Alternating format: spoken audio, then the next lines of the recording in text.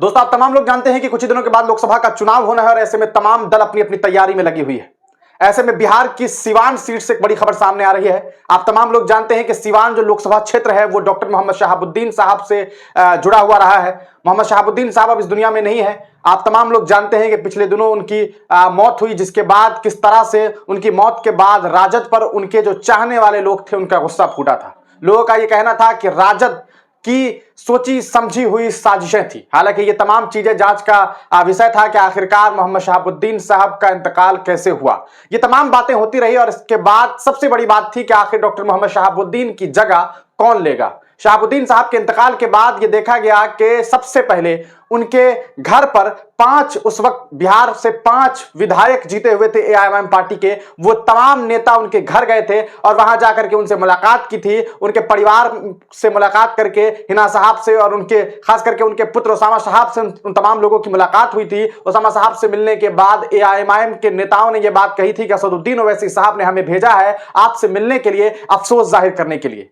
आप तमाम लोग जानते हैं कि उसके बाद से ही ये बात सामने आ रही थी कि आने वाले वक्त में हिना शहाब जो है अब वो वहां से चुनाव लड़ेंगी। उसके बाद देखा भी गया कि कई बार जो है ये खबरें सामने आई कि क्या आरजेडी जो है यानी कि लालू प्रसाद यादव जो है वो हिना मैडम से बात करेंगे और उसके बाद उन्हें पार्टी में लेंगे, लेकिन ऐसी कोई खबर सामने नहीं आई। देखा गया कि हिना साहब जो है वो लगातार अपने कार्यकर्ताओं के साथ जो है वो जमीन पर उतरती रही, लोगों से मुलाकात करती रही, जनसंपर्क करती रही, लेकिन किस पार्टी से चुनाव लड़ेंगी इसको लेकर के कोई बातें सामने नहीं आई। राजद से सीधे सीधे तेजस्वी यादव ने यह बात कह दिया था। जब उनसे पूछा गया था कि आप इसके बारे में क्या कुछ सोचते हैं, तो उन्होंने ये कहा था कि उन्होंने खुद को अलग कर लिया और तरह तरह की बात करने लगे। वो ये बताने की कोशिश करने लगे कि एक जमाना था जब मोबाइल हम लोग रिचार्ज करते थे, जाके कूपन खरीदते थे और तरह तरह की बातें करने लगे। यकीनन उन्होंने जो है हिना शहाब को दरकिनार करने की कोशिश की, लेकिन इसके बावजूद भी हिना शहाब जो है वो मेहनत कर रही थी। इस बीच ये कयास लगाया जा रहा था कि क्या असदुद्दीन ओवैसी की पार्टी से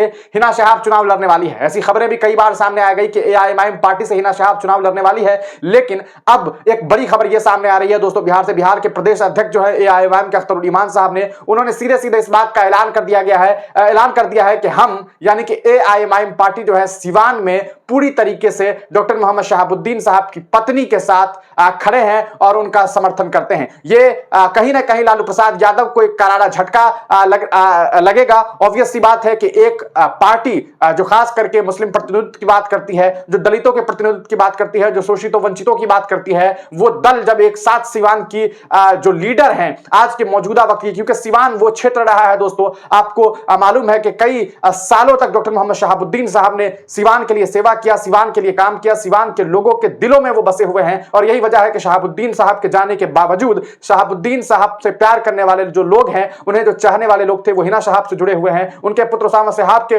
फ्यूचर को देख रहे हैं और साथ ही साथ वो कह रहे हैं कि हम साहब और साहब के परिवार के साथ खड़े हैं। और अब असदुद्दीन ओवैसी की पार्टी भी उनके साथ खड़ी हो गई है। यकीनन वहां पर आपको बता दें कि जो ये क्षेत्र है सिवान का क्षेत्र, वहां पर राजद ने भी अपने कैंडिडेट को उतार दिया है, जेडीयू ने भी अपने कैंडिडेट को उतार दिया है, लेकिन सवाल ये उठता है कि अब चूंकि एआईएमआईएम पार्टी ने सीधे सीधे समर्थन दे दिया हिना शहाब का, तो वहां की जो रणभूमि है, क्योंकि अब चुनावी रणभूमि है सिवान, तो उस रणभूमि में कौन विजेता सामने आने वाला है। यकीनन इस खबर के बाद तेजस्वी यादव के लिए काफी चिंताजनक खबर होगी और वो इस खबर से परेशान होंगे। डॉक्टर मोहम्मद शहाबुद्दीन साहब से आप तमाम लोग जो है वाकिफ है। हम आपको इस पूरे प्रकरण पर क्या कुछ खबरें सामने आ रही है वो हम आपको बताते हैं। अगर आप ट्विटर इस्तेमाल करते हैं तो हिंदुस्तानी मीडिया को ट्विटर यानी कि एक्स प्लेटफॉर्म पे फॉलो भी कर सकते हैं। सिवान में लालू यादव को ओवैसी का तगड़ा झटका, डॉक्टर शहाबुद्दीन की पत्नी यानी कि बीवी हिना शहाब को एआईएमआईएम ने समर्थन दे दिया है। पूर्व में एक स्क्रीनशॉट वायरल हो रहा था हिंदुस्तान का, जिसमें यह लिखा गया था कि एआईएमआईएम से चुनाव लड़ेगी। हालांकि चुनाव एआईएमआईएम से नहीं लड़ेगी। एआईएमआईएम पार्टी ने यानी कि ऑल इंडिया मजलिस इत्तेहादुल मुस्लिमीन ने यह कहा है कि हम अपना समर्थन देते हैं, क्योंकि शहाबुद्दीन साहब से असदुद्दीन ओवैसी साहब का एक अपना ताल्लुक था, एक रिश्ता था, उस रिश्ते के नाते यह फैसला लिया गया है। ओवैसी की पार्टी ऑल इंडिया मजलिस इत्तेहादुल मुस्लिमीन सिवान लोकसभा सीट से दिवंगत शहाबुद्दीन साहब की पत्नी हिना शहाब को समर्थन करने की बात कही है। प्रदेश अध्यक्ष अख्तरुल ईमान ने यह जानकारी दी है। दोस्तों आपको बता दें कि असदुद्दीन ओवैसी की पार्टी ने बिहार के सिवान लोकसभा सीट से दिवंगत शहाबुद्दीन की पत्नी को समर्थन करने की बात कही है। गुरुवार को पत्रकारों के साथ बातचीत करने के दरमियान जो है प्रदेश अध्यक्ष अख्तरुल ईमान ईमान ने यह जानकारी दी। साथ ही एआईएमआईएम ने राज्य की 15 सीटों पर, जी हां 15 सीटों पर अपनी उम्मीदवार उतारने का ऐलान किया है। उन्होंने कहा कि हमारी पार्टी 11 सीटों पर चुनाव लड़ने का ऐलान किया था, लेकिन जनता के आग्रह पर 5 सीटों को और हम लोगों ने बढ़ाया है। आपको बता दें, पहले इन्होंने ऐलान किया था 11 प्लस 5, अब सामने आ रहा है। अब आप सोचेंगे कि 16 है तो फिर 15 कहां से आ गया? 15 सीट की बात हो रही है। एक गया से जो है इन लोगों ने शायद चुनाव लड़ने से अभी ये लोग पीछे हटे हुए हैं। गया से शायद एआईएमआईएम चुनाव नहीं लड़ेगी। पूर्व में यह भी जानकारी इनके कुछ नेताओं के द्वारा दी गई थी कि 20 सीट से चुनाव लड़ेंगे, और अब यह खबर सामने आ रही है कि 11, चूंकि अख्तरुल इमान के बयान पर चले तो प्रदेश अध्यक्ष ने पहले 11 कहा था, फिर गया को माइनस कर दीजिए 10 और प्लस अब 5 सीट और सामने आ रही है। अख्तरुल इमान ने कहा है कि एक और मधुबनी सीट पर हमारी पार्टी विचार कर रही है। दरभंगा के बगल में जो क्षेत्र है मधुबनी से भी चुनाव लड़ सकते हैं, इस पर विचार विमर्श किया जा रहा है। हालांकि ऑफिशियल कोई फैसला नहीं लिया गया है। कुछ खबरें सामने आ रही है कि ये कैंडिडेट होंगे, एक मुन्ना जी हैं, उनके बारे में बातें भी चल रही है, लेकिन ऑफिशियल यह खबर सामने नहीं आई है। ऑफिशियल खबर यह है कि उन 11 के अलावा पार्टी के ऐलान में काराकट, गोपालगंज, शिवहर, दरभंगा, वाल्मीकि नगर ये नए सीट है जहां से पार्टी चुनाव लड़ेगी। तो ये एक बड़ी खबर सामने आ रही है। बता दें कि सिवान से आपको जेडीयू ने मौजूदा सांसद कविता सिंह का टिकट काटकर विजय लक्ष्मी कुशवाहा को टिकट दिया है। यहां से विजय लक्ष्मी कुशवाहा होंगी, जो अपने पति रमेश सिंह कुशवाहा के साथ उपेंद्र कुशवाहा की राष्ट्रीय लोक मोर्चा को छोड़कर पिछले सप्ताह ही जेडीयू में शामिल हुई थी। गौरतलब है कि हिना साहब के दिवंगत शहाबुद्दीन सिवान सीट से लगातार 4 बार सांसद रह चुके हैं। शहाबुद्दीन बड़े डॉन और लालू के करीबी बाहुबली रहे हैं, यानी कि उन्हें एक डॉन की तरह और बाहुबली की तरह पेश किया जाता था। हिना लगातार सिवान सीट से आरजेडी के टिकट पर चुनाव लड़ रही है, लेकिन हर बार वो चुनाव हार गई हैं। आखिर इसके पीछे की वजह क्या है? क्या लालू परिवार ने उस सीट पर मेहनत नहीं की, या क्या वजह है? यह भी एक सवाल का निशान है कि जहां पर उनके पति लगातार जीत रहे थे, वहां पर अचानक से उनकी हार क्यों हो रही थी? हालांकि गठबंधन वगैरह का भी एक चक्कर था। इधर कुछ दिनों से लालू यादव और आरजेडी ने शहाबुद्दीन परिवार की दूरियां काफी बढ़ गई है, इससे दूरियां बढ़ी है। अटकलें थी कि हिना साहब जो है इस बार निर्दलीय लड़ सकती हैं, ताकि असदुद्दीन ओवैसी ने अपने पाले में लाकर सिवान में लालू यादव और आरजेडी को तगड़ा झटका दे दिया है। यानी कि निर्दलीय चुनाव लड़ रही हैं, लेकिन पूरी तरीके से एआईएमआईएम पार्टी का समर्थन रहेगा तो यकीनन एक बहुत अच्छा खासा वोट बैंक जो है वो सिवान में हिना साहब के लिए मिलने वाला है। हिना साहब पिछले 3 चुनाव से लगातार 1 लाख से ज्यादा वोटों से हार रही हैं। आपको हम बता दें दोस्तों कि 2019 में जो इन्होंने लोकसभा चुनाव लड़ा था, उस दरमियान हिना साहब राजद के टिकट पर चुनाव लड़ी, दूसरे नंबर पर रही थी। हिना को 3,31,000 वोट मिले थे। तब जदयू की कविता सिंह ने हिना को लगभग 1,16,000 वोटों से चुनाव हरा दिया था। 1,16,000 मतों से चुनाव हराया था, ये उस वक्त की बात है। वहीं 2014 के चुनाव में 1,13,000 वोटों से बीजेपी के ओम प्रकाश यादव ने हिना साहब को हराया था। इस चुनाव में हिना को 2,58,000 वोट मिले थे।